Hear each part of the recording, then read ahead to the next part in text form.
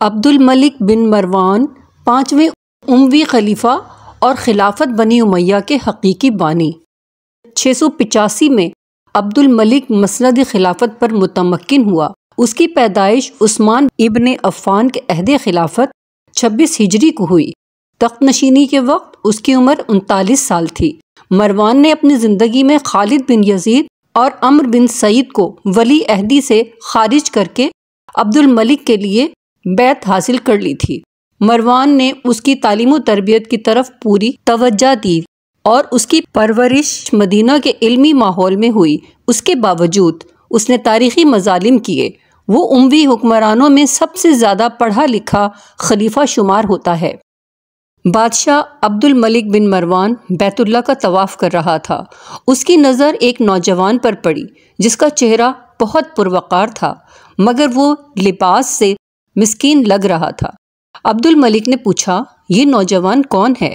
تو اسے بتایا گیا کہ اس نوجوان کا نام سالم ہے اور یہ سیدنا عبداللہ بن عمر رضی اللہ عنہ کا بیٹا اور سیدنا عمر بن خطاب رضی اللہ عنہ کا پوتا ہے۔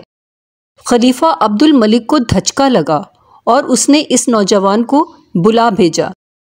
عبد الملک نے پوچھا کہ بیٹا، میں تمہارے دادا سیدنا عمر فاروق رضی اللہ عنہ کا بڑا مداح ہوں۔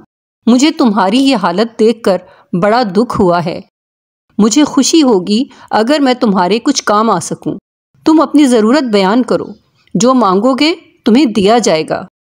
نوجوان نے جواب دیا، اے عبد الملک بادشاہ، میں اس وقت اللہ کے گھر بیت اللہ میں ہوں اور مجھے شرم آتی ہے کہ اللہ کے گھر میں بیٹھ کر کسی اور سے کچھ مانگوں۔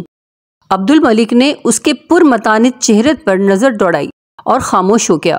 بادشاہ نے اپنے غلام سے کہا کہ یہ نوجوان جیسے ہی عبادت سے فارغ ہو کر بیت اللہ سے باہر آئے اسے میرے پاس لے آنا۔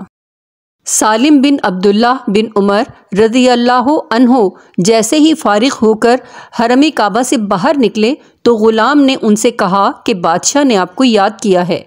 سالم بن عبداللہ رضی اللہ عنہ خلیفہ کے پاس پہنچے۔ عبد الملک نے کہا، نوجوان، اب تو تم بیت اللہ میں نہیں ہو، اب اپنی حاجت بیان کرو۔ میرا دل چاہتا ہے کہ میں تمہاری کچھ مدد کروں۔ سالم بن عبداللہ رضی اللہ عنہ نے کہا، اے بادشاہ، آپ میری کون سی ضرورت پوری کر سکتے ہیں، دنیاوی یا آخرت کی؟ بادشاہ نے جواب دیا کہ میری دسترس میں تو دنیاوی مال و متاع ہی ہے۔ سالم بن عبداللہ رضی اللہ عنہ نے جواب دیا، امیر المومنین، دنیا تو میں نے کبھی اللہ سے بھی نہیں مانگی، جو اس دنیا کا مالک کل ہے۔ آپ سے کیا مانگوں گا؟ میری ضرورت اور پریشانی تو صرف آخرت کے حوالے سے ہے۔ اگر اس سلسلے میں آپ میری کچھ مدد کر سکتے ہیں تو میں بیان کرتا ہوں۔ خلیفہ حیران و ششدر رہ گیا اور کہنے لگا کہ نوجوان، یہ تو نہیں، تیرا خون بول رہا ہے۔ بادشاہ عبد الملک کو حیران و ششدر چھوڑ کر سالم بن عبداللہ رضی اللہ عنہ رحم اللہ وہاں سے نکلے اور حرم سے ملحقہ گلی میں داخل ہوئے اور نظروں سے اوجھل ہو گئے۔ یوں ایک نوجوان حاکم وقت کو آخرت کی تیاری کا بہت اچھا سبق دے گیا۔ کیا آپ نے بھی آخرت کے بارے میں کچھ سوچا؟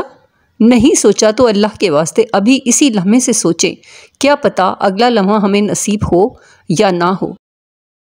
ایک قید ضروری ہے، خواہ یہاں کاٹ لو یا وہاں۔ Thanks for watching. Please like, share, subscribe.